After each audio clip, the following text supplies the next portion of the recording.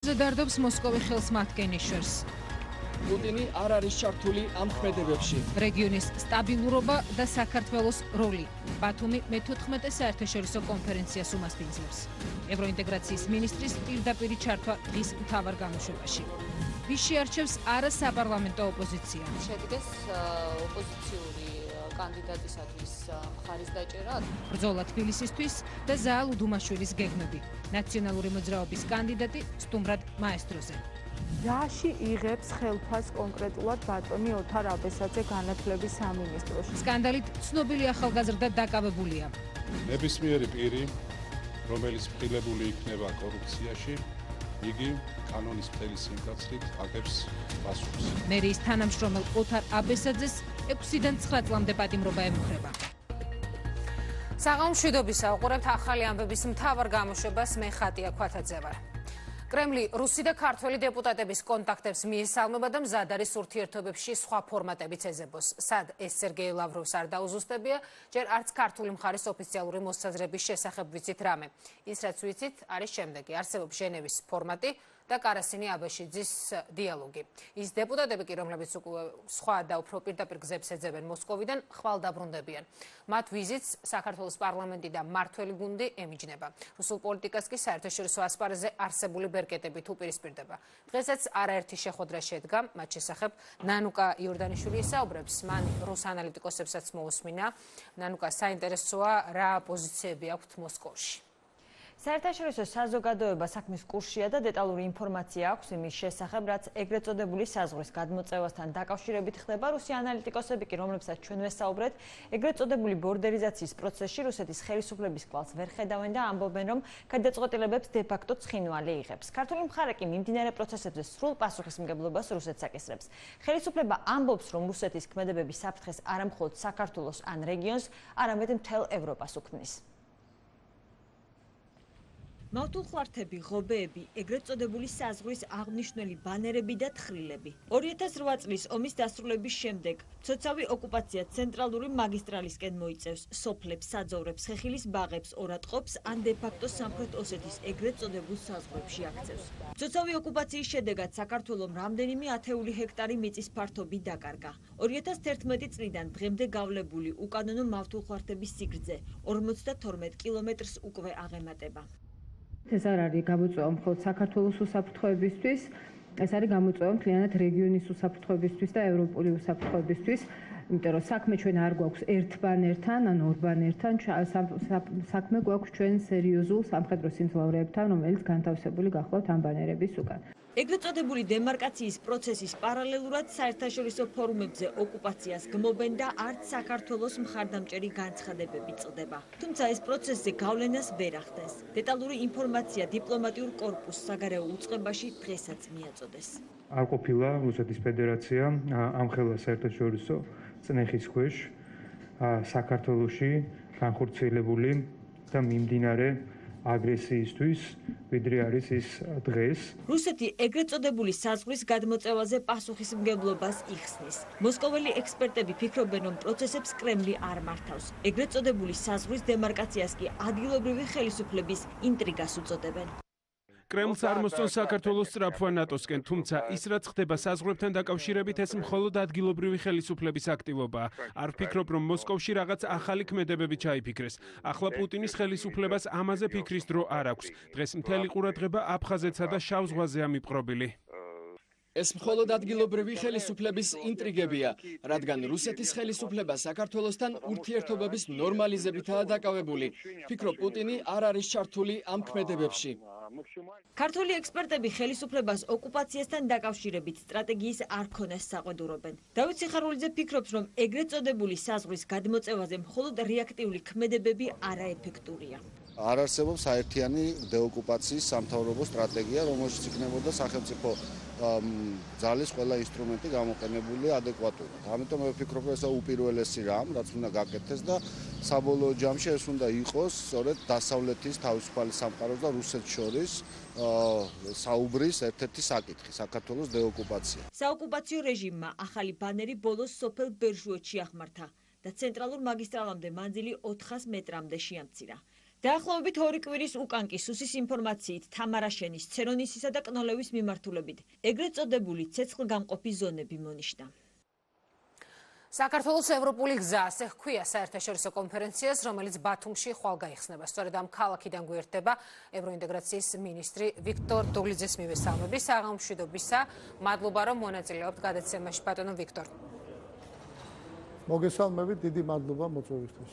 ჩვენ ცხადია უნდა ვისაუბროთ კონფერენციის, ასევე რეგიონში საქართველოს როლის შესახებ, თუმცა მანამდე წამოგვეწია რუსეთის საგარეო საქმეთა მინისტრის კიდევ ერთი განცხადება, რომლის შესახებაც თქვენი მოსაზრებაც საინტერესოა. როგორც იცით, ქართველი დეპუტატები მოსკოვში შეხვედრებს ასრულებენ და რუსეთის პირველმა დიპლომატმა თქვა, რომ ამ კონტაქტებს, რომელიც მიიღებს პერმანენტულ ხასიათს, ის და მოსკოვი მიესალმება და უფრო მეტიც მზად არის კრემლი სხვა დონეებზეც კონტაქტებისათვის. როგორ ფიქრობთ, საერთოდ თქვენ როგორ უნდა მიიღოს საქართველოს ხელისუფლებამ ეს გზავნილი? დიდი მადლობა კიდევ ერთხელ მინდა გადაგიხადოთ მოწვევისთვის, ძალიან მნიშვნელოვანი თემაა. მე ბევრი მიფიქრია ამ თემასთან დაკავშირებით და ძალიან სამწუხაროა, რომ დღეს ჩვენ გვაქვს შემდეგი მოცემულობა. ერთის მხრივ პოლიტიკური სპეკულაციების გამოყენების, აი რა ვიცი, დიდოსტატობას ამას მანდამაინც ვერ დავარქმევდი, მაგრამ ერთი თქვათ პოლიტიკური სპექტრის წარმომადგენლები, რომლებიც ოპოზიციაში არიან, მირბიან მოსკოვში, აპყარებენ რაღაც კონტაქტებს, გაუგებას აბსოლუტურად, საიდანაც არაფერი ბუნებრივია ისეთი არ გამოვა, შედეგზე ორიენტირებული ყოველ შემთხვევაში. და რაღაცა პოპულისტური ნაბიჯების გადადგმას ცდილობენ, რაც არის ძალიან სამწუხარო, იმიტომ რომ არის ჟენევის ფორმატი, არის აბაშიძე კარასინის ფორმატი, რომლებთან დაკავშირებით უფრო სწორედ ყველანი ჩამოყალიბებული ვართ ჩვენი სტრატეგიული პარტნიორებთან ერთად.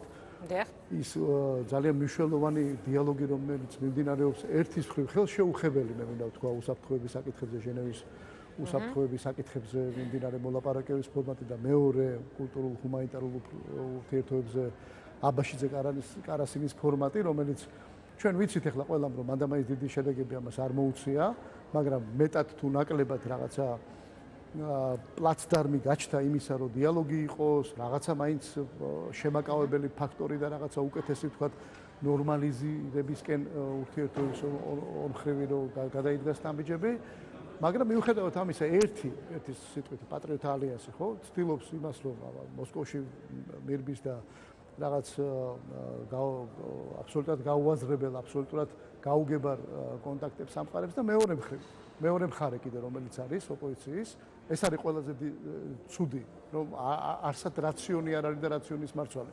მეორე ურაპატრიოტიზმით, რომ აი გადმოწიეს საზღვარი, თქვენ რაშვებით და ეს არის საუბარი იმ ხალხზე, რომელთაც ყველაზე მეტად დააშავა იმ პერიოდში, როდესაც რაღაცა მაინც რეალურად მეტად თუ ნაკლებად გაკეთების საშუალება იყო. მე არ ვამბობ, რომ რა თქმა უნდა ის აგრესია, რა თქმა უნდა ის ნაბიჯები, რომელიც გადაიდგა იყო რუსეთის მიერ პროვოცირებული და გორიაზე არ არის, მაგრამ იმ პერიოდში, როდესაც ყველაზე მეტად გაგვიჭირდა და რაღაცის მაინც გაკეთების საშუალება იყო სახელმწიფოს მხრიდან, მხოლოდ და მხოლოდ მოჭრეს ყველა გზა იმ რაციონალური მოლაპარაკებების გზების, რომელიც იმ პერიოდში შეიძლება თუ არსებობდა და დღეს გამოდიან და გველაპარაკებიან იმაზე, ნაციონალური მოძრაობა ჩემთვის სულ ერთია ეს ევროპული საქართველოს დაარქვევენ ამას თუ ნებისმიერ სხვას, ხო? გამოდიან ვაჟბატონები და ქალბატონები და გველაპარაკებიან რაღაც ტერიტორიული მთლიანობის შენარჩუნებაზე, გველაპარაკებიან იმაზე, რომ ჩვენ მეტი შეგვიძლია რომ გავაკეთო და მეტი უნდა გავაკეთო და ასე შემდგომ. სირცხვილია, მე საერთოდ ხას არ ამოვიდა. ანალიტიკოსთან მხრიდანაც ბოდიში არ დაიმთავრებია. ეხლა პრობლემა რაშია, რომ ჩვენ სახელმწიფო მთავრობა ერთი მხრივ დგავთ ნაბიჯებს, რომ მაქსიმალურად დემოკრატიული თქვათ განვითარება იქნება ჩვენი ქვეყნის. რეალურად პიროვნების თავისუფლების უფლების უზრუნველყოფა, რომელიც უნდა იყოს უმთავრესი პოსტულატი საერთოდ სახელმწიფოს განვითარების, ხო? ეკონომიკური, სექტორალური რეფორმების განვითარება და ჩვენ ბოლო წლების განმავლობაში მართლა ბევრი გავაკეთეთ. და პარალელურად ამავე დროს დეოკუპაციას ვახორციელებთ მაქსიმალურად, გნებავთ ტრამპის ბოლო ხელმოწერილი დოკუმენტი ავიღოთ, რომელიც ინიცირებული იყო სენატიდან და კონგრესიდან, ყველა საერთაშორისო მრავალ მხრივ თუ ორმხრივ ფორმატზე გაკეთებული განცხადებები და ჩვენი მხარდაჭერი ვთქვათ ნაბიჯები გადადგმული და ამ დროს შიგნით უნდა ვებრძოლოთ აი ამას ყველაფერს რაც ხდება ეხლა. ძალიან რთულია, მაგრამ არა უშავს. ჩვენ გვაქვს ძალიან მყარეთ და ძალიან ისე სწორად მე ვფიქრობ, ძალიან თანმიმდევრულად გადადგმული ნაბიჯები აქამდე, რომელიც გადავდგით და ვაპირებთ ანალოგიურად გავაგზავნოთ. ანალიტიკოსთა მხრიდანაც მოვისმინეთ ბატონო ვიქტორ, რომ ერთიანი სტრატეგიის ქონა აუცილებელი დეოკუპაციის ერთიანი სტრატეგია არ აქვს ამ შემთხვევაში ხელისუფლებას. რომელ ერთიან სტრატეგიაზე გვაქვს ლაპარაკი, ვინმე ხო არ მომეხმარებოდა ამ სტრატეგიის ჩამოყალიბებაში, ძალიან მაინტერესებს. რომელ სტრატეგიაზეა ლაპარაკი? ჩვენი სტრატეგია არის მხარდაჭერის მოპოვება. ორმხრივ თუ მრავალმხრივ ფორმატებში ჩვენს პარტნიორებთან და სტრატეგიულ პარტნიორებთან პირველ რიგში. ამერიკის შეერთებულ შტატებთან, რომელიც ჩვენ უკვე პრაქტიკულად ძალიან სერიოზულად არაღიარების თვალსაზრისით განსაკუთრებით მე ვფიქრობ, რომ დავდეთ მაგიდაზე და ეს არის ის, რასაც ხელი მოაწერა პრეზიდენტმა ტრამპმა და მე ვფიქრობ, რომ ჩვენ დიდი მადლობა უნდა გადაუხადოთ ყველას, ვინც ამ საქმეში მონაწილეობა მიიღო, იმიტომ რომ ჩვენ შეშფოთებებიდან, აღშფოთებებიდან, რაღაცა განზოგადებული თემიდან გადავედით უკვე რეალურ პრაგმატულ თემებზე. და მე ვიქნებოდი მაგალითად ძალიან ბედნიერი თუ კი ამერიკის შეერთებული შტატების პრეზიდენტს სხვა თუნდაც ჩვენი ევროპელი კოლეგები მიყვებოდნენ, მაგრამ ეს კიდე ცალკე თემა, ამაზე ჩვენ წინ სამუშაო გვაქვს. იგივე ავიღოთ თუნდაც ევროსაბჭოში გაკეთებული განცხადებები, ევროპარლამენტში, ევროკომისიის ჩვენ ვთქვათ ესეთი დამოკიდებულება, ნატო ავიღოთ და ბატონ გენერალურ მდივანთან, იგივე სტოლტენბერგთან ვთქვათ გაკეთებული განცხადებები, გუშინ შეხვდა მე რამდენადაც ვიცი კახაიმნაძე გაეროში ჩვენი ელჩი ბატონ გუტიერეს გაეროს გენერალურ მდივანს, სადაც ძალიან მთელი სიმძაფრით და სერიოზულობით დაისვა აღნიშნული საკითხი და ბუნებრივია ამას ჩვენ მივყვებით კვალდაკვალ. ბატონ ვიქტორ, ამავდროულად არის კი ბატონო, სანამ კონფერენციის შესახებ ვისაუბრებთ ბოდიშკი. დამოკიდებულებაზე აქვს ლაპარაკი, ამ ხალხს მაინტერესებს. ერთი სტრატეგიული დამოკიდებულება არის ის, რომ შექმნან დელეგაცია და წაბრძანდნენ მოსკოვში და ელაპარაკონ კალაშნიკოვს და აქედან რა გამოვა მე არ ვიცი და მეორე სტრატეგიული არის რა ვიცი გვარდია სახელების ხსენება არასდროს არ მიყვარს ხოლმე და არც ამ წუთას ვიხმარ ამას ყოფილი თუ ამ დღევანდელი ნაციონალური მოძრაობის ან მისი რაღაცა რაც წარმონაქმნები რაც არიან კიდე მრავლად არიან სამწუხაროდ რომ რაღაცაზე გველაპარაკებიან რომელთაც თუ კი ვინმემ დააშავა უახლეს საქართველოს ისტორიაში გასაგებია ბატონ ვიქტორ ის იქნება თუ გარეთ მათ დააშავა ეს ყველაზე ამიტომ ნატო რუსეთი გასაგებია ნატო რუსეთი საქართველო აი ასეთი მოკლედ იდეის შესახებაც მსჯელობენ თქვენ ბრძანეთ რომ შეხვედრებს მართავს ბატონ კახაიმნაძე ალიანსის წარმომადგენლებთან ამავდროულად მოსკოვში ქართველი დეპუტატები ასეთი იდეას აჟღერებენ რომ რუსეთმა უნდა მიიღოს გარანტიები რომ ნატო საქართველოს ტერიტორიიდან და გამოყენებით არ შეუტევს მას რამდენად საფრთხის შემცველია მსგავსი საუბრები, როდესაც ჩვენ გვაქვს გაცხადებული საგარეო კურსი, არჩეული გეზი და ვისწრაფვით სწორედ ამ სამხედრო ალიანსისაკენ. ეს არის ძალიან მნიშვნელოვანი, ძალიან მრავლისმომცველი მე ვიტყოდი კითხვა და ეს არ არის კითხვა, რომელიც მარტო ჩვენ გვაწუხებს ან და რაღაცა ძალიან ისეთი ადგილობრივი რეგიონალური კონტექსტის თქვათ ამსახველი პრობლემატიკაა. არავითარ შემთხვევაში ეს აწუხებს მთლიანად რეგიონს, ეს აწუხებს მთლიანად ევროპულ და ევროატლანტიკურ უსაფრთხოებას და ყველა ნებისმიერი დღეს არსებული ცივილური სამყარო მიისწრაფის იქითკენ, რომ რუსეთს გააგებინოს ერთხელ და სამუდამოდ, რომ ძლიერი, სტაბილური, ეკონომიკურად განვითარებული, თუნდაც თავდაცვისი თქვათ სისტემებით გამაგრებული საქართველო იქნება, უკრაინა, მოლდოვა და რეგიონი იქნება გარანტი იმისა, რომ ეს იყოს რეგიონალური უსაფრთხოების ერთ-ერთი ყველაზე მნიშვნელოვანი გარანტი, მათ შორის რუსეთის უსაფრთხოების გარანტი. და ჩვენ ყოველთვის ვამბობთ, ნებისმიერი ნაბიჯი, რასაც დგავს საქართველო, ეს იქნება თავდაცვითი სისტემების განვითარება, იქნება თქვათ შესაძლებლობების მაქსიმალურად დაახლოება ნატოს თუ ევროკავშირის თქვათ შესაძლებლობებთან.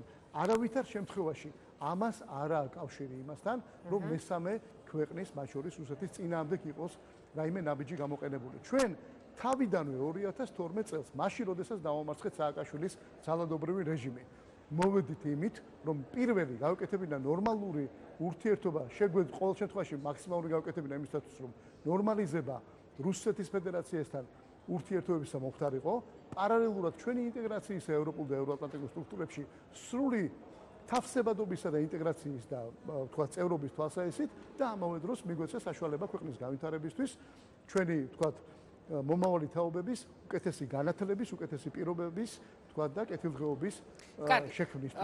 ჩვენ ამას ვაკეთებთ, დღენია და გვაკეთებთ, მაგრამ რუსეთთან ხან გამოგდის ეს ურთიერთობები, ხან არა, უფრო ალბათ არ გამოგდის, იმიტომ რომ ჩვენ ვაის ვერსა, რასაც ვაკეთებთ, ძალიან სამწუხაროდ უკანო ვიღებთ, აი ამგვარ ნაბიჯებს, შემოღობები, ბარიერები, მაგრამ რა ვქნათ, ვერ შევიცვლით გეოგრაფიას.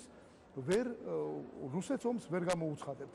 ჩვენ კიდევ ერთხელ ვიმეორებ, ძალიან მნიშვნელოვანი, ძალიან რთულ პირობებში ვიმყოფებით, მაგრამ ამავე დროს ეს არის ის პირობები, რომელმაც შეიძლება მართლა დიდი გარღვევა გააკეთოს, იმიტომ რომ ხანდახან ამგვარი საფრთხეები, ამგვარი გამოწვევები შესაძლებლობებსაც ქმნიან ხოლმე. მე მგონია, რომ ეს უფრო შესაძლებლობებია. მიუხედავად ყველაფრისა, დღეს შეიძლება ეს ვიღაცას სასაცილოდ მოეჩვენოს და გამოვიდეს რომელიღაც მერობის კანდიდატი წინა საარჩევნო პირობებში, ან რა ვიცი, ნებისმიერი პოლიტიკური ძალის წარმომადგენელი და ატეხოს ამბავი. რა ხდება, შემორაგეს, არავის არ აინტერესებს, როგორ არ აინტერესებს. გვაინტერესებს, მაგრამ მემკვიდრეობა ძალიან რთულია. გასაგებია. სწორი ნაბიჯების გადადგმა საჭირო. რასაც დღევანდელი საქართველოს ხელისუფლება აკეთებს და დარწმუნებული ვარ ჩვენ ამას წარმატებით. კარგი, ბატონო ვიქტორ. რამდენი დროც არ უნდა დაჭირდეს გავართმევთ თავს.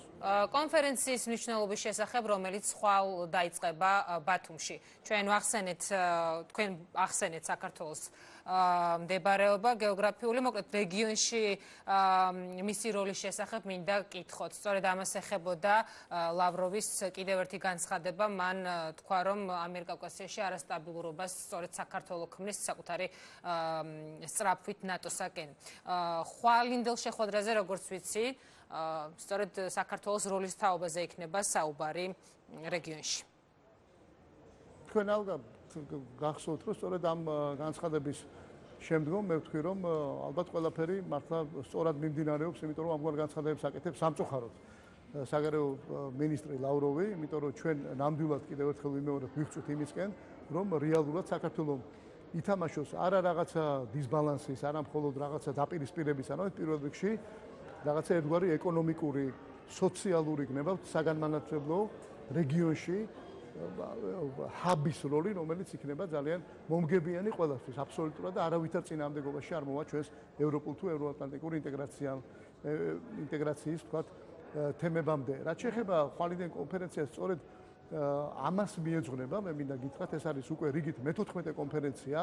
მე ვფიქრობ, რომ ეს არის ძალიან მნიშვნელოვანი თემა, განსაკუთრებით მაშინ, როდესაც ეს ხდება ბათუმში, ხდება აჭარაში, ესე ძალიან დიდი განვითარებად თქვა და პოტენციის მქონე რეგიონში და მე დარწმუნებული ვარ აბსოლუტურად, რომ ყველა თემა დაწყებული მობილურობიდან, დაწყებული თქვა მიგრაციის პრობლემატიკიდან, დაწყებული ენერგოუსაფრთხოებიდან, რომელიც იქნება უმთავრესი თემა გამომდინარე იქიდან, რომ ენერგოკომისარი ბატონი შევჩოვიჩი დაესწრება ამ თემას, დახმარებების პროგრამებიდან, იმიტომ რომ ევროპის საინვესტიციო ბანკის ვიცე-პრეზიდენტი იქნება ასევე ამავე დროს ჩვენი სტუმარი და სხვა იმ ანალიტიკური წრეების წარმომადგენლები, რომლებიც სხვადასხვა თემებთან დაკავშირებით მუშაობენ, აღმოსავლეთ პარტნიორობა იქნება, ასოცირების შესახებ შეთანხმების იმპლემენტაცია იქნება, თუ ეს იქნება ეგრეთ წოდებული DCFT, ანუ ღრმა და ყოვლისმომცველი თავისუფალი საავადმყოფო სივრცის შესახებ შეთანხმების იმპლემენტაცია. ეს არის ის, საიდკენაც მიდის დღევანდელი საქართველოს ხელისუფლება. ეს არის შედეგზე ორიენტირებული,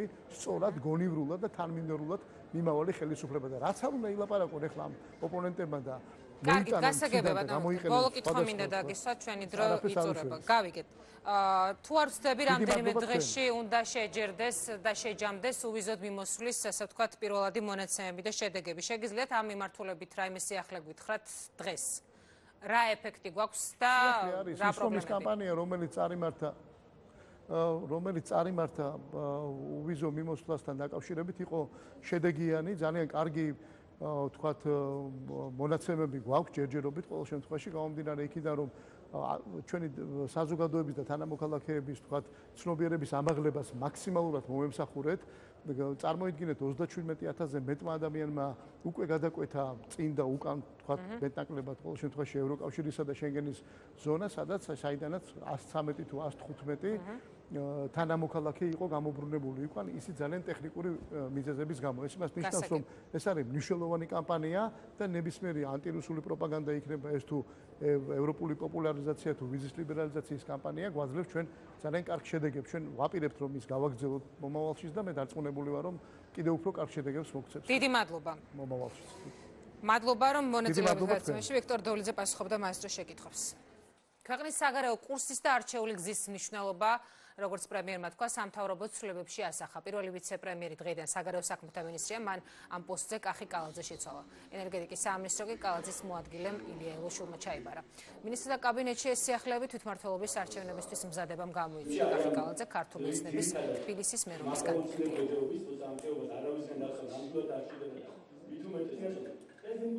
ენერგეტიკის მინისტრად ილია ელოშვილი მინდა წარმოგიდგინოთ. ილია პირველი მოადგილეა 2012 წლიდან. ყველა პროექტში, რომელიც განახორციელა ენერგეტიკის სამინისტრომ, ძალიან მნიშვნელოვანი როლი აქვს. იგი რამდენიმე თვის განმავლობაში უკვე იყო მინისტრი, ასე რომ მინისტრობის გამოცდილებაც აქვს და მე დარწმუნებული ვარ, რომ იგი წარმატებით გაართმევს ამ ძალიან მნიშვნელოვან ფუნქციას და ამოცანებს თავს. მინდა წარმოგიდგინოთ ვიცე-პრემიერის პოსტზე მიხეილ ჯანელიძე. ძალიან მნიშვნელოვანია, რომ პრიორიტეტებში გამოიკვეთოს ჩვენი საგარეო მიმართულება. ეს ყოველთვის იყო კიდევაც და ამ დანიშვნით ვფიქრობთ, რომ კიდევ ერთხელ გაესმება ხაზი ჩვენი საგარეო პრიორიტეტების მნიშვნელობას საქართველოს მომავლის შენების საქმეში. ძალიან წარმატებული ნაბიჯები გადადგა პაპუნამ. ვფიქრობთ, რომ ვიზა ლიბერალიზაციის პროცესის წარმატებით დასრულება იყო ძალიან მნიშვნელოვანი და რა თქმა უნდა ლომის წილი საგარეო საქმეთა სამინისტროს ჰქონდა ამ მიმართულებით. ასევე პაპუნა მუშაობდა ეკონომიკის მინისტრის მოადგილის პოსტზე მუშაობის პერიოდში. იგი იყო მთავარი მომლაპარაკებელი საქართველოს მხრიდან ევროპასთან თავისუფალი სავაჭრო შეთანხმების გაფორმების პროცესში. ასე რომ ვფიქრობთ, რომ ეს ძალიან მნიშვნელოვანი გადაწყვეტილებაა. მართველი გუნდის ისევე როგორც სხვა ოფიციალურად დასახელებული კანდიდატებს, მათ შორის ჩვენს შემდეგ სტუმარს, შესაძლოა არასაპარლამენტო ოპოზიციის საერთო კანდიდატთან დაპირისპირება მოუხდეს. ოპოზიციის ნაწილი აქ შეთანხმებას არ გამორიცხავს. კონსულტაცია დემოკრატიული მოძრაობის და თავისუფალი საქართველოს ლიდერებს შორის უკვე შედგა. ჩვენ დავაფიქსირეთ ჩვენი 100%-იანი მზაობა, რომ შედგეს ოპოზიციური კანდიდატისათვის მხარის დაჭერა ადგილობრივი თვითმმართველობის არჩევნებზე. მიმაჩნია, რომ ეს არის ძალიან მნიშვნელოვანი, მიუხედავად იმისა, რომ ჩვენ ნამდვილად ძალიან ღირსეული კანდიდატი გვყავს თბილისის მერის კანდიდატურად, ჩვენ მოხარული ვიქნებით თუ ჩვენ კანდიდატურას დაუჭერენ მხარს, მაგრამ ამავდროულად აბსოლუტურად მზადა ვართ მხარი დაუჭიროთ სხვა პოლიტიკური ძალის ან ნეიტრალური, ესე ვთქვათ, კანდიდატის ნეიტრალურ კანდიდატს. საუბარს სტუმართან ერთად ვაგრძელებთ ნაციონალური მოძრაობის თბილისის მერობის კანდიდატი ზალუ დუმაშვილი გვერდება. საღამოშვიდობისა ზალიკო, მადლობა რომ გვესტუმრე. მადლობა თქვენ. მოკლედ ჩვენ საუბრობთ ხოლმე პერიოდულად თვითმმართველობის არჩევნებისთვის მზადების თაობაზე, ანალიტიკოსებსაც უსმენთ. ფაქტობრივად დასახელებულ კანდიდატებს შორის ხარ ერთადერთი, რომელსაც არ აქვს პოლიტიკური გამოცდილება, მოდი პირდაპირ ვთქვათ, ხო? რა გაძლევს იმის იმედს, რომ შეძლებ მოსახლეობის მხარდაჭერის მოპოვებას? პირველ რიგში მაძლევს იმედს ის, რომ თბილისელებს სურთ ძალიან სწრაფად ცვლილებები ამ ქალაქში. იმიტომ რომ ეს ცვლილებები აუცილებლად გასაკეთებელია, ვინაიდან საქართველოს დედაქალაქში პრაქტიკულად გაუსაძლისი გახდა ცხოვრება. და ამას ძალიან ბევრი მიზეზები აქვს. ეს არ არის ერთი რამე კონკრეტული მიზეზი. რაღაც ერთ თავკომბალად იქცა პრობლემების დედაქალაქი, რომლის გადაჭრაც არის ძალიან სასწრაფო და აუცილებელი. რაც შეეხება პიროვნულად მე, საკმაოდ დიდი გამოცდილება დავაგროვე ჟურნალისტიკაში. არა მხოლოდ როგორც ჟურნალისტმა, ასევე როგორც მენეჯერმა. ძალიან კარგად ვიცი თბილისის პრობლემები, იმიტომ რომ ჩემი პროფესია იყო ზოგადად პრობლემების გაცნობა და შესწავლა და შემდეგ ამის მაყურებელამდე მიტანა. არა მარტო ქვეყნის, არამედ თბილისის, მათ შორის, რომელსაც მე დიდი ხანია ვსწავლობ ზოგადად თბილისს რა უჭირს და ძალიან კარგად ვიცი ეს პრობლემატიკა და ასევე ძალიან დიდი ცოდნა და გამოცდილება მაქვს როგორც მენეჯერის, რაც ასევე ძალიან მნიშვნელოვანია თბილისის მერის პოსტის დასაკავებლად, რომელსაც მე ეხლა ვთვლი, რომ ის ცოდნა და გამოცდილება რაც მივიღე მინდა მთლიანად მოვახმარო დედაქალაქს. თქვი რომ ბევრი პრობლემა არსებობს, რომელიც სწრაფად გადასაჭრელია. სად ხედავ ამ პრობლემებს და ერთია, ვთქვათ, იდენტიფიცირება პრობლემის, მეორე გეგმა გქონდეს, როგორ გადაჭრა, მოდი ვთქვათ, ეს პრობლემა. ხო, ყველაზე მწვავე შენი აზრით რა დგას დღის წესრიგში, ის რაც ხალხს აწუხებს, თუ არსდები უკვე გაქვს უშუალო კონტაქტი მათთან, საინტერესოა რას გამოკვეთდი ამ პრობლემები ძალიან ბევრი მიმართულებით გამოიკვეთა რეალურად. და ეხლა სათითაოდ რა ჩამოყვება, ძალიან დიდხანს მოგვიწევს საუბარი. ნუ აი 5 ელს ჩამოვარდნი და უსად პრობლემების რაც არის დღეს დედაქალაქში. ხო თავარი რა, ეს არის საცობები, რომელიც პრაქტიკულად ყველას აწუხებს იმის და მიუხედავად ავტომფლობელი არის თუ არა, ეს პრობლემა ყველას აწუხებს ფეხით მოსიარულესაც და ძღოლსაც. ეს არის ეკოლოგია და ჰაერის დაბინძურება, იმიტომ რომ ჩვენ დედაქალაქი ევროპაში პირველ ადგილზეა ჰაერის დაბინძურებისთვის და მსოფლიოში 3-ში შედის. როგორც ასეთი ძალიან რთულია ილაპარაკო ამ პრობლემაზე, როდესაც ხედავ რომ შენი შვილის უმთქავს ამ ხარეს და ჩვენ მომავალი თაობა იზრდება ამ ქალაქში. ამის გადაჭრის კონკრეტული გზები არსებობს და მე გაწერილი მაქვს ეს პროგრამაში, რომელსაც წარვადგენ. ამ რჩეულის წინაშე ცოტა ხანში პუნქტობრივად იქნება გაწერილი, რომელ პრობლემას როგორ უნდა მივხვდეთ და ეს არ იქნება პრობლემა აგებული ოცნებებზე. ეს იქნება პრობლემა კონკრეტულ რეალურ საქმეებზე, ანუ როგორ უნდა გაკეთდეს და რა უნდა გაკეთდეს, იმისთვის რომ ეს პრობლემები რაც შეიძლება სწრაფად ამოიღოს. ეს რა თქმა უნდა ერთ თვეში არ გაკეთდება და ყველა პრობლემა ერთ თვეში არ მოიცვა, ბუნებრივია, მაგრამ სწორედ თვეების მიხედვით იქნება გაწერილი ჩემ პროგრამაში, რა როდის უნდა შესრულდეს, იმისთვის რომ იმ პერიოდში, როდესაც მერს ექნება უფლებამოსილება თავისი ვადა ამოწუროს, ეს ამ პრობლემების ძალიან დიდი ნაწილი უკვე დაძლეული იყოს. როგორ ფიქრობ, რა სეგმენტი შეიძლება იყოს შენი პოტენციური ამორჩეველი? საზოგადოების რა ნაწილი? იმიტომ რომ მე გავხსენებ, როგორ დაიწყე ამორჩეულთან საუბარი, რომელიც შემდეგ ძალიან რომელ ფრაზასაც შემდეგ ბევრმა მიაქცია ყურადღება, მათ შორის ჩვენც. გაბრაზებული თბილისელების მერი ვიქნებიო, ხო? რას ნიშნავს ეს? და ან რას ეუბნები იმ ადამიანებს, რომლებიც ვაღიაროთ, რომ შეიძლება არ არიან გაბრაზებულები და არიან თბილისის მაცხოვრებლები. ამ შემთხვევაში მეც დაგისვა ერთ კითხვას, ჩვენ ძველ პროფესიულ იმას დაუბრუნდებს. მაინც ეს ჩვევები შემორჩა რა. რადგან მანქანით ხო გადაადგილდები ქალაქში. საცობში გიწევს ხოლმე დგომა. აი ხო შეიძლება იმ პერიოდში, როდესაც საათობით გეხარ საცობში, ეს დრო შენ უნდა მოახმარო წესით, შენ ოჯახს, შენ მეგობრებს, შენ საქმეს უნდა მოახმარო. მაგრამ გახარ საცობში, ამ დროს ხო ბრაზდები. კი, მაგრამ ეს ბრაზდები. ხო. არ ბრაზდები იმაზე, რომ თბილისი ყველაზე დაბინძურებული ქალაქია ევროპაში. ხო ბრაზდები. ანუ ეს ასე ახსნათ გაბრაზებული. აბა ეხლა მე გაბრაზებულში ის კი არ მიგულისხმია ხელკეტით ვინ დარბის ქუჩაში და რაღაცებს ამ დროს იმიტომ რომ გაბრაზებულია. ამ პრობლემებზე ხო ბრაზდები ჩვენს უყალანი. და ამ პრობლემების გადაჭრა ხო შესაძლებელია. უბრალოდ არავინ არ მოინდომა. შეგიძლია ახსნა მაგალითად აი საცობების პრობლემას როგორ მოაგვარებდა ზაუდუმაშვილი? საცობების პრობლემის მოგვარება შესაძლებელია რამდენიმე მიმართულება არსებობს აქ. ერთ-ერთი პირველი არის შემოვლითი გზა, რომელიც 80% ხათია უკვე გაკეთებული იყო 2012 წლისთვის. 80% 260 მილიონამდე იყო გადახდელი ამაში და პრაქტიკულად დასრულებული იყო ეს პროექტი, შემოვლითი რკინიგზის პროექტი, რომელსაც ავტომატურად მიბოდა შემოვლითი გზის პროექტი. ეს არის 10 კილომეტრიანი მონაკვეთი დაახლოებით, რომელიც იწყება ჯორჯ ბუშის ქუჩიდან და გადის დიდუბის მეტრომდე. 4 ზოლიანი. შესაბამისად, მომავალი მანქანის ნაკადების 40% გადადიოდა ამ შემოვლით გზაზე და პრაქტიკულად ცენტრს ათავისუფლებდა მთლიანად საცობებისგან. მეორე ეს არის სატრანსპორტო გეგმის შედგენა, რომელიც არავის არ უზრუნია. ამისთვის სპეციალისტები უნდა ჩაერთონ და შეიმუშაონ კონკრეტულ სატრანსპორტო გეგმა, სად რომელი შუქნიშანი უნდა იყოს, სად სახურავი მოძრაობა უნდა იყოს და სად რომელ ქუჩაზე როგორ უნდა იმოძრაოს ავტომობილებმა. და მესამე და ერთ-ერთი კიდევ მნიშვნელოვანი, ეს არის თვითონ ტრანსპორტის, სატრანსპორტო ინფრასტრუქტურის განვითარება. კერძოდ გულისხმობ იმას, რომ ადამიანი, რომელიც თავისი საკუთარი ავტომობილით ქუჩაში დგას საცობში, იმას უნდა ერჩივნოს, რომ ავტობუსით იმგზავროს და აიცილოს საცობი. ოღონდ ამისთვის ავტობუსების რაოდენობაც საკმარისი უნდა იყოს ქალაქში და არა მხოლოდ ავტობუსების. და შესაბამისად ეს უნდა იყოს კომფორტული იმისთვის, რომ საკუთარი ავტომობილი გაცვალოს საზოგადოებრივ ტრანსპორტზე. დღეს ჩვენ მაგალითად რაოდენობრივად თბილისში იმდენი ავტობუსი დადის, რამდენიც საჭირო იყო გასული საუკუნის 70-იანი წლებისთვის. მარტო რაოდენობის მატებაა, ფიქრობ ამ შემთხვევაში რაოდენობის მატება და კომფორტი ავტომობილი. თუ მაგალითად მე უფრო ადვილად მივაღწევ დანიშნულების პუნქტამდე საზოგადოებრივ ტრანსპორტით და თან კომფორტულად ვიმგზავრებ კონდიცირებით და ყველაფრით, ხო? ბუნებრივია მე დავთმობ ჩემ ავტომობილს, არ დავწოვ დაუშვათ ჩემს საწვავს, არ ვიდგები საწვავში და ვივლის საზოგადოებრივ ტრანსპორტში. ეს არის ევროპაში მიღებული ფორმა, ხო?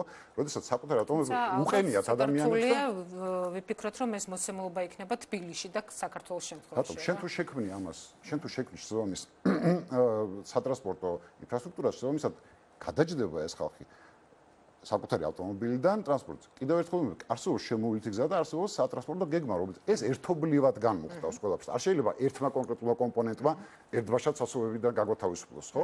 და თუ სამივე მიმართულებით იმუშავებს თბილისის მერია და ეს არის სწორი დაგეგმვის და მენეჯმენტის საქმე რეალურად.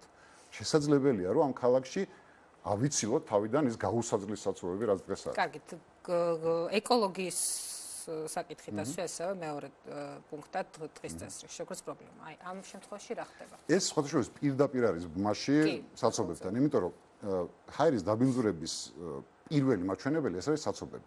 ყველაზე მეტი გამონაბოლქვი მაგ დროს არის ჰაერში, შესაბამისად საცობების განმუხტვა ქალაქის ავტომატურად იწვევს ეკოლოგიური მდგომარეობის გაუმჯობესებას და კიდევ მეორე, უნდა შეიქმნას დამატებითი რეკრეაციული ზონები ქალაქში. პრაქტიკულად ჩვენ ახლა რა მივიღეთ ქალაქში, ვისაც სად უნდა იქაშენებს კორპუსს, არანაირი ვალდებულება არ გააჩნია იმის, რომ რაღაც მწვანე ზოლი მოაწყოს და საფარი კორპუსს ირგვლივ, ნებართვები გაიცემა ნებისმიერისთვის კოეფიციენტების ყიდვა შეგიძლია დღეს, ხო? ელემენტარულად შენ რო ქონდა 4 სართულიან კორპუსზე შეტანილი განაცხადი, თავიდან ნებართვა აიღე, შეგიძლია ახლა მიხვიდე მერიაში და ფული გადაიხადო ოფიციალურად და იყიდო კიდე კოეფიციენტები და დაამატო ეს სართულები რამდენიც გინდა. ძალიან მავნე პრაქტიკაა დღეს დანერგილი ზოგადად. ეს ახლა არ დაწყებულა. არა, რა თქმა უნდა, მაგრამ ხო გაგრძელდა ეს ყველაფერი. ანუ ხო ჩვეულებად გრძელდება, არავინ არ ფიქრობს ამაზე, ხო რეალურად.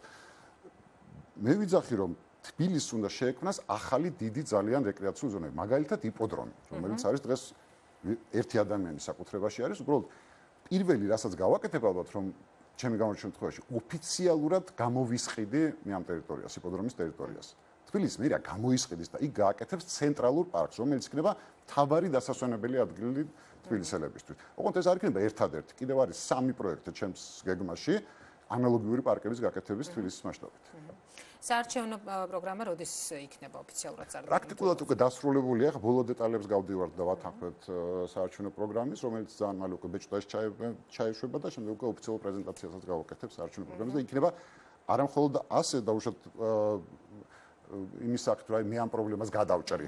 იქნება კონკრეტულად გაწერილი, როგორ გადავჭრი მე ამ პრობლემებს.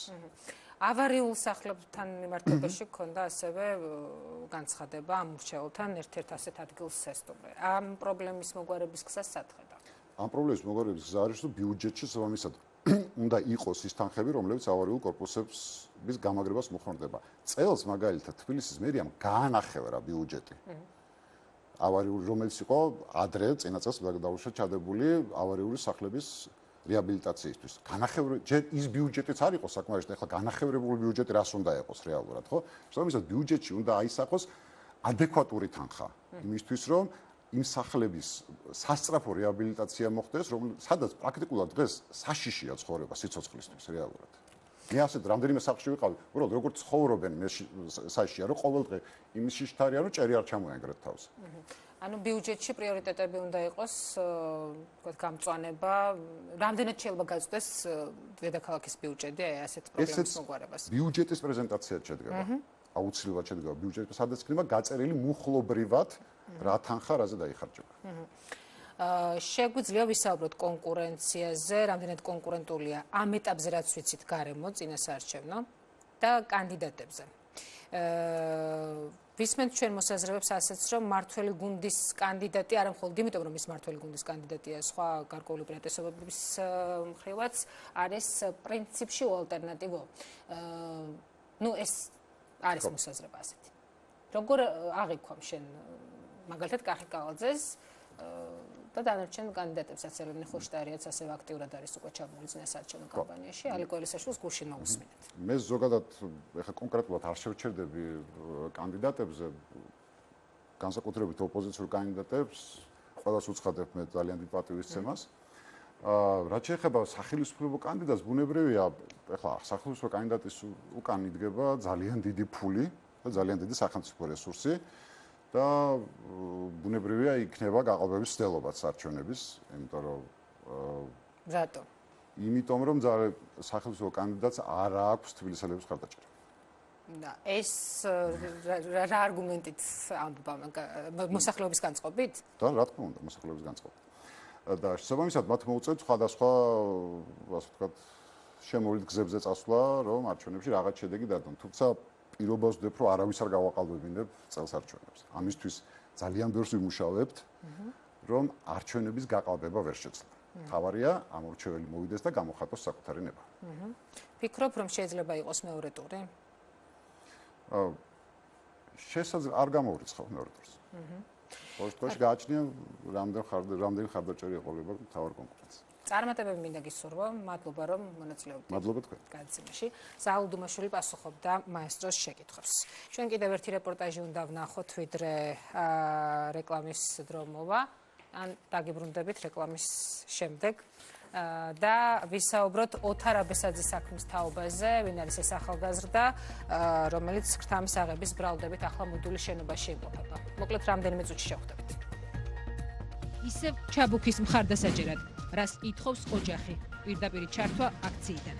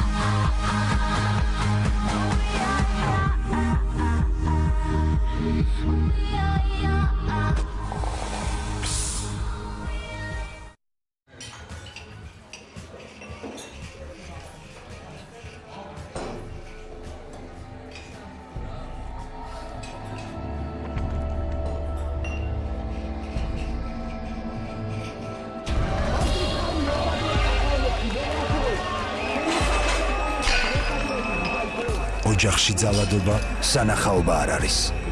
ნუ იქნები მაყურებელი. იმოქმედე. არსიკოლას გრანდიოზული გათამაშება დაიწყო. ჩაერთე გათამაშებაში და მოიგე მომენტალური პრიზები. კურსასმენი და არსიკოლა. აწყე სიტყვა და მიიღე ჰოვერბორდი, მობილური, ტელევიზორი და უპრეცედენტო პრიზი. 3 ბინა თბილისში. არსიკოლა, იგრძენი ცხოვრების არსი.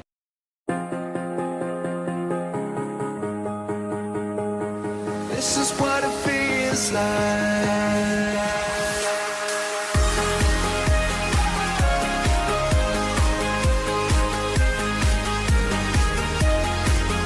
No, I don't even know if I'm alive. Oh, without you now, this is what it feels like. გასაოცარი გემო ასე ჟღერს და ასე გამოიყურება.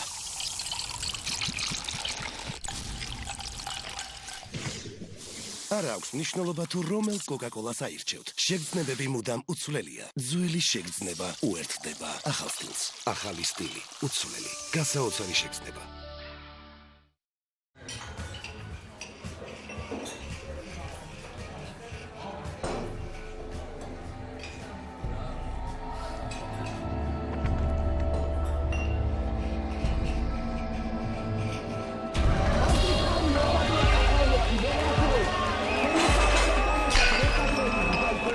ოჯახში ძალადობა სანახაობა არ არის.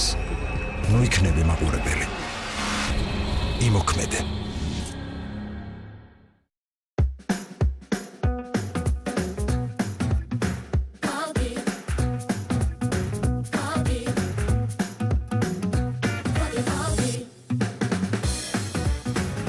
კაპიბალ სავსეა ფორთოხლის ნატურალური რბილობით. ამიტომაც არის ის ასეთი გემრიელი და გამაგრილებელი. იგრძენიეს თითოეულ კლუბში. კაპიპალპი, საოცრად გემრიელ გამაგრილებელი. ახლა უკვე ახალი კაპიპალპი ტროპიკი. გაუსინჯე გემო ტროპიკულ სიგრილეს. ჩვენ უნიკალურები ვართ. შეგვიძლია აღვიქვათ გრძნობა და ჰარმონია. აბსოლუტური სისუფთავე და მაცოცხლებელი სიახლის შეგრძნება. დახვეწილი სინაზე. და სასიამოვნო სიგრილე. ჩვენ აღვიქვამთ გემოს.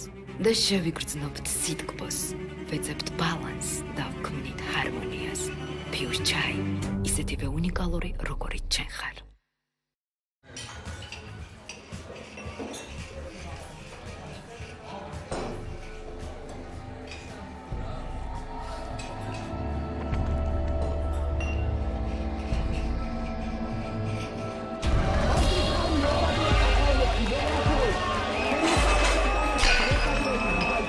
ოჯახში ძალადობა სანახაობა არ არის.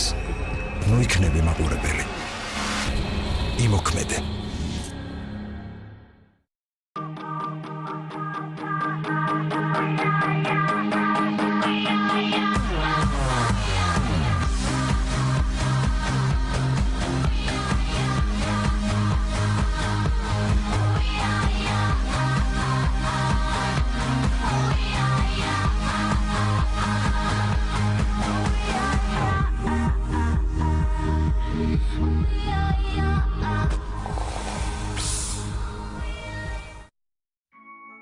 სინაზის ნაკლებობა შეიძლება ნებისმიერ დროს დაგატყდეს თავს.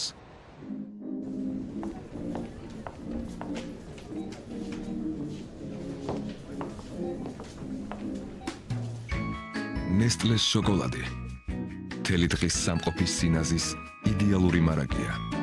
გასინჯე ახალი რძიანი და თეთრი შოკოლადი ქოქოსით და ვაფლით. ისიამოვნე სიახლის სინაზით. ნესტლეს ხარისხი.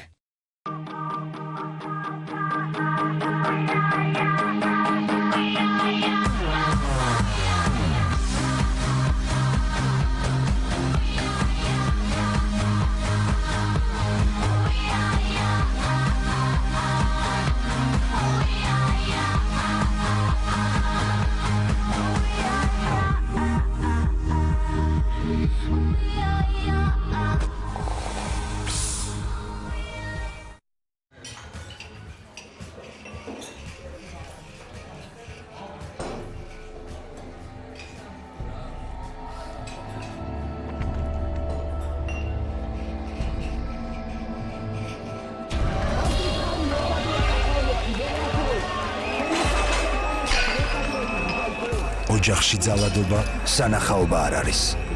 ნუ იქნები მაყურებელი. იმოქმედე.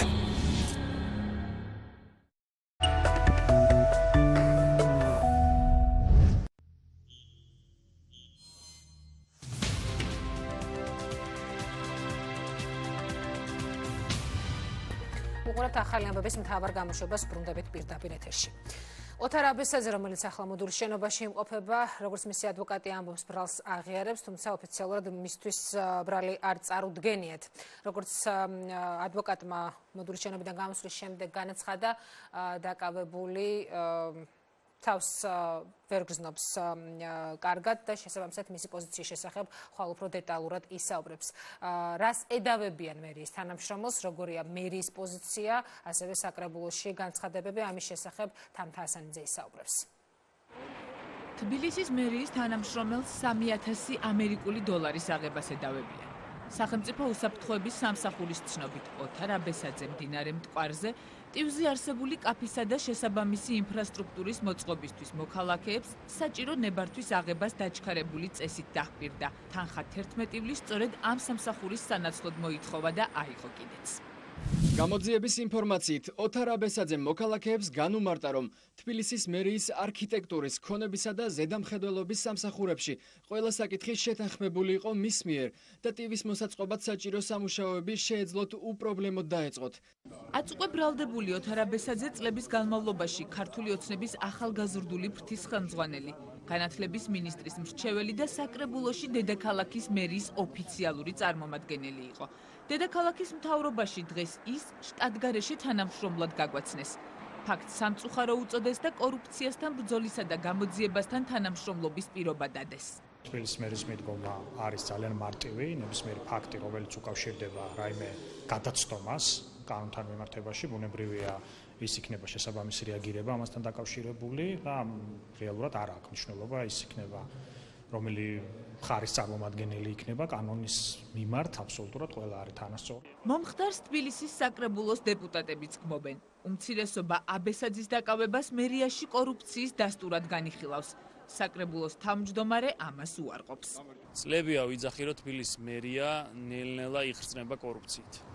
და ეს არის კიდევ ერთი დადასტურება, რომ იქ გადაწყვეტილების მიღების უდიდეს ნაწილს ხელი გაურბის მექვთამეობისკენ და კორუფციისკენ. ნებისმიერი პირი, რომელიც მხილებული იქნება კორუფციაში, იგი კანონის მთელი სიმკაცრით აგებს პასუხს. 28 წლის ოთარ აბესაძე ქართული ოცნების სახელით სატელევიზიო დებატებში ხშირად მონაწილეობდა. სოციალურ ქსელში აქტიურობდა, პოლიტიკურ პროცესებში ჩართული იყო. მის სახელს ხმაურიანი შიდა პარტიული დაპირისპირებაც უკავშირდება. ფართო საზოგადოებისთვის აბესაძის სახელი 2015 წელს გახდა ცნობილი, როდესაც მისი და ტყიბულის მაჟორიტარის ელისო ჩაფიძის დაპირისპირების შესახებ გავრცელდა ინფორმაცია. გზავნილების ომში ქართული ოცნების დეპუტატმა ელისო ჩაფიძემ განათლების მინისტრის მრჩეველს რჩევები მისცა და აბესაძისთვის სასამართლოში ჩივილსაც აპირებდა. მაშინ დეპუტატი ამბობდა, რომ აბესაძე ტყიბულში მის წინააღმდეგ კამპანიას აწარმოებდა. არ გამოვრიცხავ, რომ აი ამ ყველაფერთან დაკავშირებით SMS-ების თანდართვით მიუმართო სასამართლოს იმისათვის, რომ აი სწორედი გაარკვიოს ამ ადამიანმა ის არის რაიმე სტატუსი ტყიბულში მოვლენილი და მაინტერესებს ამას გამოვითხოვ უახლოეს დღეებში აუცილებლად სამინისტროდან ის გახლავთ რომელიმე კონკრეტული ჯგუფის ინტერესებიდან გამომდინარე მოქმედებს. მაშინ ოთარ აბესაძემ ელისო ჩაფიძის ბრალდებები უარყო. მე ვარ ტყიბულელი, მე იქ მაქვს სახლი, მე იქ ყავს ბებო. რაც შეეხება ჩემს ტყიბულში მივლინებას, ეს იყო ოფიციალური სახელმწიფო მივლინება. ოთარ აბესაძე ამჯერად მოდულის შენობაშია გადაყვანილი. მას ადვოკატი უკვე შეხვდა. ჯერ ბრალი არ წარუდგენიათ მისთვის, ნუ ამ წუთში თავს ფსიქოლოგიურად ძალიან ცუდად გრძნობს.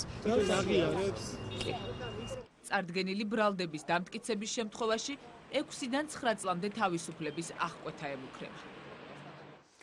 სადმე იყვანს ქართულ პოლიტიკას და კონსტიტუციას კონსენსუსის ძიება. მსჯელობა ამის შესახებ კვლავ მიმდინარეობს. ოპოზიცია დღეს კონკრეტულ იდეის შესახებ შეჯერდა. ქეთი ხიდიშელი შემოგვიერთდება, რომელიც მოგვიყვება რა პასუხი აქვს ამ შემთხვევაში მართლ გუნდს. ქეთი გისმენთ. ხათია, კონსენსუსის ძიების პროცესი შეიძლება ითქვას სულ უფრო საინტერესო ფორმებს იძენს. დღეს ოპოზიციამ კითხავ ერთხელ წარმოადგინა საკუთარი მოთხოვნები და იქვე დაანონსა რადიკალური ზომებით, რაც შეეხება მართლ გუნდს ქართულ ოცნებაში ისე ვიმეორებენ, რომ კომპრომისისთვის მზად არიან, თუმცა რეალურ ნაბიჯებს ოპოზიციისგან ელიან. ეს ვითარება ქართულ პოლიტიკაში დაახლოებით 2 კვირაა უცვლელია, ვისმენთ განცხადებებს, თუმცა რეალურ ნაბიჯებს ვერ ვხედავთ. ქართულ პოლიტიკური ჭიდილის პარალელურად კი ვენეციის კომისიის მთავარი რეკომენდაცია ისევ შეუსრულებელია, რომელიც გულისხმობს სწორედ კონსენსუსს. მოთხოვნები უკომპრომისო, ტონი კატეგორიული, გეგმა რადიკალური, ასეთია კონსენსუსი ქართულად. მოძრაობა დაიცავი კონსტიტუციის ქვეშ გაერთიანებული ოპოზიციური პარტიები ხელისუფლებისგან ითხოვენ კანონპროექტის საკანონმდებლო სივრციდან გამოვიდეს და დოკუმენტზე მუშაობა თავიდან დაიწყოს. წინააღმდეგ შემთხვევაში რადიკალური ზომებით იმუქრებიან ალტერნატიულ გეგმად საკანონმდებლო ორგანოს პიკეტირებაც განიხილება. სამი შესასვლელი აქვს დარბას, სადაც არის პულტები, სადაც უნდა მისცენ ხმა მესამე მოსმენით კონსტიტუციას. ეს სამი შესასვლელი ყველა ოპოზიციურმა ძალამ უნდა გადაკეტოს. ეს არის ოლიგარქიის დაკანონების მცდელობა საქართველოში და ამას ბუნებრივია ვერ დავეთანხმებთ. თუ ხელისუფლებას სურს კონსენსუსი და ჩვენ გსურს ნამდვილად მივახციოთ კონსენსუსს და ეს არის საერთაშორისო თანამეგობრობის მოთხოვნა, მაშინ ის ნუსთავაზობს ოპოზიციას გარიგებებს. ოპოზიციის მუქარა მართლ გუნდს არ აფრკოლებს. ქართული ოცნება საკონსტიტუციო პროექტს არც საკანონმდებლო სივრციდან გამოიტანს და არც უკან მეორე მოსმენაზე დააბრუნებს. ამ პოზიციის პარალელურად კი მართველი გუნდი ისევ ამბობს, რომ კომპრომისისთვის მზად არის. მიუღწეվել კონსენსუსზე პასუხისმგებლობას კი ოპოზიციას აკისრებს. ეს არის ხალხი, რომელთანაც ვერ მივახციეთ იმას, რომ 2 კვირის განმავლობაში პასუხი მიიღო კითხვაზე, რა შემთხვევაში დაუჭერენ მხარს პროგრესული და მომავალზე ორიენტირებული კონსტიტუციური ცვლილებების პროექტს. მიღებულია კონსენსუსის შემდეგ დღის წესრიგში მორიგი საკითხი დადგება, როგორ აისახოს ცვლილებები 2 მოსმენით დამტკიცებულ დოკუმენტში. ერთ-ერთი ასეთი გზა ახალი პროექტის ინიცირება. ამ შემთხვევაში საერთო სახალხო განხილვები თავიდან დაიწყება. არსებული ინფორმაციით მართველი გუნდი სწორედ ამ ვერსიას განიხილავს. კიდევ ერთი საშუალება პრეზიდენტის ვეტო და მოტივირებული შენიშვნების გაზიარება. კონსტიტუციონალისტები ვარაუდობენ, რომ ქართული ოცნება პროცესში გიორგი მარგოლაშვილის ჩართვას არც ამჯერად დაუშვებს. თუ გადაწყდა კონსენსუსის მიღწევა პოლიტიკურ პარტიებს შორის, ალბათ უპრიანი იქნება, შეიქმნას ახალი კომისია, რომელიც იმუშავებს ახალ ცვლილებებზე და საბოლოო ჯამში შეთანხმებული პროექტი შევიდეს საქართველოს პარლამენტში. თუმცა მანამდე კონსენსუსი უნდა შედგეს. კონტურები ჯერ ისევ არ იკვეთება. ევროპელების ანდერძი ამ დრომდე შეუსრულებელია. შესაბამისად, სტრასბურგში ერთხელ უკვე ჩაშლილი შეხვედრის ბედი კვლავ გაურკვეველი. პარლამენტის წინ თბილისში აქცია მიმდინარეობს მუსტაფა ებნე ჩაბუქის თურქეთისთვის არ გადაცემის მოთხოვნით. აქციის მონაწილეები საქართველოს ხელისუფლებას ევროპულ მაგალითებს ახსენებენ და იმ პირობებს, რომელიც მათი თქმით ჩაბუქს სამშობლოში ექსტრადირების შემთხვევაში ელის. გიორგი ხუხია გვერდება აქციიდან მოთხოვნებით. გიორგი, გისმენთ? აქცია რამდენიმე წუთის წინ დასრულდა. მონაწილეებმა მოითხოვეს მუსტაფა ჩაბუქის გადაცემა არ მოხდეს თურქული მხარისთვის, ვინაიდან მათი განცხადებით ასეთ შემთხვევაში ჩაბუქს საფრთხე ემუქრება და მასზე განხორციელდება ზეწოლა თურქულ სასჯელ ახსრულების დაწესებულებაში. ისინი ასევე აკრიტიკებენ სასჯელ ახსრულების დაწესებულების, ასევე საქართველოს მთავრობის გადაწყვეტილებას იმასთან დაკავშირებით, რომ მას არ მიენიჭა ლტოლვილი სტატუსი, როგორც აქციის მონაწილეებმა თქვეს. ეს არის ცუდი მაგალითი და ქვეყნის ცუდი სახელის მომტანი იქნება, როგორც ისინი ამბობენ, შემდგომი აქციებიც აიგეგმება, ამ შემთხვევაში ისინი განიხილავენ თურქეთის საელჩოსთან საპროტესტო აქციის გამართვას. ჩვენ ვხედავთ, რა დღეში არის დღეს თურქული რეჟიმი, ნახევარ თურქეთი დაიჭირა ამ ადამიანმა და შეუძლებელია უბრალოდ ეჭვი არ გაჩნდეს, ან საფუძვლიანი ეჭვი, ამ ეჭვმა მოგვიყვანა ჩვენც აქ სწორედ. მისი გადაცემა მაშინ, როდესაც ანალოგიური ბრალდებით უამრავი ადამიანია დღეს თურქეთში და არც ერთი ევროპის სახელმწიფო არ გადასცემს, სანამ ძალიან ისეთ სერიოზულ მტკიცებულებებს არ წარუდგენენ. ჩვენი მხრიდან ამის გაკეთება გადაცემის ფაქტი იქნება, ძალიან სამარცხვინო საქციელი, ეს იქნება ის ლაქა, რომელსაც ჩვენ ვერ ჩამოვირეცხავთ შემდეგ დაურებშიც. ერთი რომ საქართველოს აღარ უნდა დაუშვას ეს პრეცედენტი, როდესაც უდანაშაულო ადამიანები გადაეცემიან მხარეებს, სადაც მათ ელით არადამიანური მოპყრობა, უკანონო პატიმრობა და შესაძლოა კიდევ არესი რაღაცეები. მუსტაფა ჩაბუქის ოჯახის წევრები კი საუბრობენ იმაზე, რომ მათ ემუქრებათ საფრთხე და მოითხოვენ დაცვა დაუნიშნოს მათ პროკურატურამ ამ თემაზე მათ შეხვედრაც გამართეს მთავარ საგამოძიებელ წყობაში, რომელსაც მათი ადვოკატიც ესწრებოდა. როგორც შეხვედრის დასრულების შემდეგ განმარტეს, მათ მიაწოდეს ინფორმაცია მთავარ პროკურატურას იმ მოტივებთან დაკავშირებით, რის საფუძველზეც ითხოვენ ოჯახისთვის დაცვის გამოყოფას. ჯერჯერობით უცნობია, როგორი იქნება მთავარი პროკურატურის პასუხი ამასთან დაკავშირებით, თუმცა მუსტაფა ჩაბუქის ოჯახის წევრების ადვოკატი ამბობს, რომ მისი დაცვის ქვეშ მყოფების მიმართ ხორციელდება პირდაპირი მუქარა. კონკრეტული დაპირებები, რა თქმა უნდა, როგორც ესეთი არ მიგვიღია, მაგრამ პროკურატურის მხრიდან იქნა დამატები ჩვენს მიერ შეტანილი იმ თხოვნის ფარგლებში, რის საფუძველზეც ვითხოვდით სპეციალური დაცვის ღონისძიებების გატარებას მუსტაფა ემრე ჩაბუქის ოჯახის მიმართ, ამ კონკრეტულ შემთხვევაში მეუღლის და შვილების მიმართ. ამასთან დაკავშირებით შედგა დამატებით გასაუბრების ოქმი, ანუ ის ფაქტობრივები აიწერა ამ ოქში და მოხდა მასზე აპელირება, რაც შეეხება ჩვენს მიერ წარდგენილ მტკიცებულება, ჩვენ წარვადგინეთ იმას, რაც თავიდან შუამდგომლობას დაუვდეთ კიდე ერთი დამატებითი მტკიცებულება.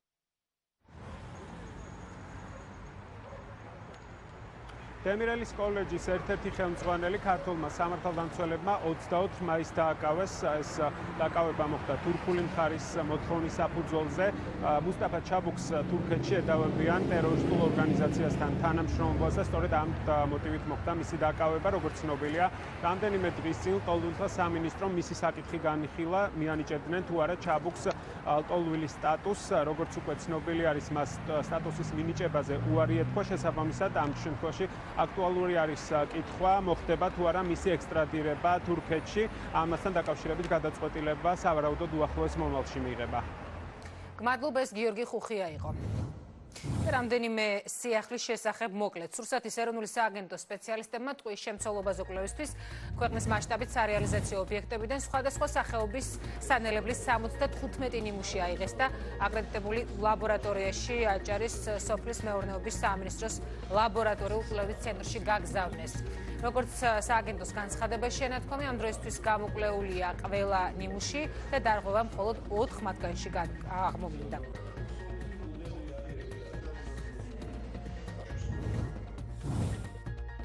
ტელეკომპანია იმედის საქმეზე შეპეს ეროვნული რეესტრის წარმომადგენელი მერაბ აბრამიშვილი დაკითხეს. მან 2008 წელს ბადრი პატრკაციშვილის ქონების იზოლებით გადაფორმების შესახებ ისაუბრა. აბრამიშვილის თქმით, მას ფინანსური პოლიციის წარმომადგენელი შეხვდა და განუმარტა, რომ ტელეიმედის მფლობელი კომპანიის წილების გასხვისებასა და ტრანზაქციებში დახმარება სჭირდებოდა. იმედი ჯოზეფ ჰეის სახელზე უნდა გადაფორმებულიყო და შემდეგ კომპანია JK-ზე. მოწმის ჩვენების მიხედვით გადაფორმებას ფინანსური პოლიცია ზედამხედველობდა და სანოტარო ბიუროში შეიარაღებული სამხედრო ფორმიანი ადამიანები იმყოფებოდნენ.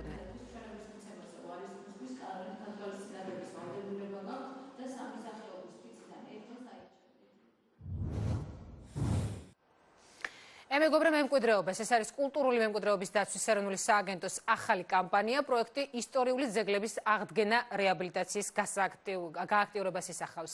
მიზნად იგეგმება ასევე კლუბის შექმნა, რომელში გაწევრიანებული ადამიანების თავიანთ წვლილს შეიტანენ კულტურული მემკვიდრეობის ძეგლების მოვლა პატრონობაში. თეონა მჭედლიძე უკეთ აგვიხსნის ამ იდეის არსს.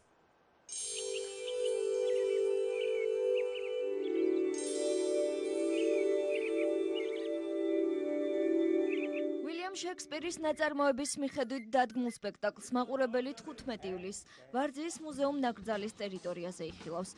ლევან წულაძის როგორც გენებოც პროექტ მეგობრე მემკვიდრეობის პრეზენტაციაზე მარჯანიშვილის თეატრის მსახიობები ითამაშებენ.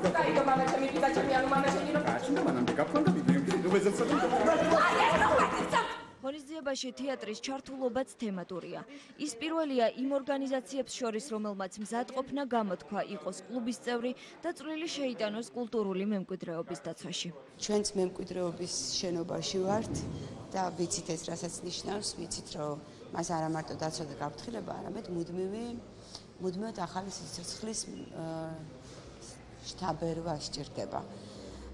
განსაკუთრებით როცა ეს ეხება ძეგლებს, რომელიც არის მთავარი ატრაქცია საქართველოსი და მთავარი ხიბლი და განსაკუთრებით როცა ამ ძეგლებთან შეიძლება რომ ითამაშოს სპექტაკლი, რომელიც არის სპეციალურად განსაზღვრული ღია სივრცისთვის. ისტორიული ძეგლების აღდგენა რეაბილიტაციის პროცესის გასააქტიურებლად სხვადასხვა ორგანიზაციის და სახელმწიფო ინსტიტუტის წარმომადგენლების ჩართვა კულტურული მემკვიდრეობის დაცვის სააგენტოს და კულტურის სამინისტროს იდეა იყო. როგორც ისინი ამბობენ, ძეგლების რეაბილიტაციაში მოქალაქეების ჩართულობა ევროპაში აპრობირებული მეთოდია და სარგებელიც საზიაროა. ეს არის პრაქტიკულად ევროპული მოდელის დანერგვა საქართველოში, ანუ მსოფლიო, ასე ვთქვათ, გამოცდილების, როდესაც ხდება შესაბამისად კლუბში გაწევრიანება დაინტერესებული პირების, როგორც ორგანიზაციების, ასევე ფიზიკური პირების და მათ ექნებათ გარკვეული, ასე ვთქვათ, ბენეფიტები, ანუ გარკვეული სარგებელი ამით. ჩვენი საბედნიეროდ იმდენად დიდ მემკვიდრეობას ვფლობთ, რომ სახელმწიფო რესურსი, ვერცერთი სახელმწიფო რესურსი ვერ ეყოფა სრულფასოვნად მოერიოს კულტურული მემკვიდრეობის მოვლა პატრონობას, ამიტომ მნიშვნელოვანია საზოგადოების თითოეული წევრის, ბიზნეს სექტორის წარმომადგენელი იქნება თუ ჩვეულებრივი მოქალაქე, რომელიც ჩართული იქნება ამ პროცესებში. რა თქმა უნდა, კლუბის წევრის თავარი ამოცანა არის, რომ არა მარტო ქველმოქმედებით არის ჩართული ამ პროცესში, არამედ თვითონვე გარკვეულ სარგებელს ნახულობს ამითი. ეს სარგებელი შეიძლება იყოს საქართველოს ყველა მუზეუმში უფასო დაშვების თემა, იყოს ჩვენი ბიზნეს პარტნიორების მომსახურეობის რაღაც გარკვეული ფასდაკლებები. პროექტის ოფიციალური პრეზენტაცია 15 ივლისს ვარძიის მუზეუმ ნაკრძალის ტერიტორიაზე მოეწყობა, სადაც სხვადასხვა კულტურულ ღონისძიებასთან ერთად დამთვალიერებელს საშუალება ექნება შოთა რუსთაველის 850 წლის იუბილესადმი მიძღვნილი ექსპოზიციაც იხილოს. დღეისთვის დღის მთავარი გამოშვება დასრულებულია. ხვალ შევხვდებით 21 საათზე ერთმანეთს. ახალ ამბებს კი თვალყური მაესტროზე ყოველთვის უნდა მიადევნოთ 24 საათიან რეჟიმში. ნახვამდის.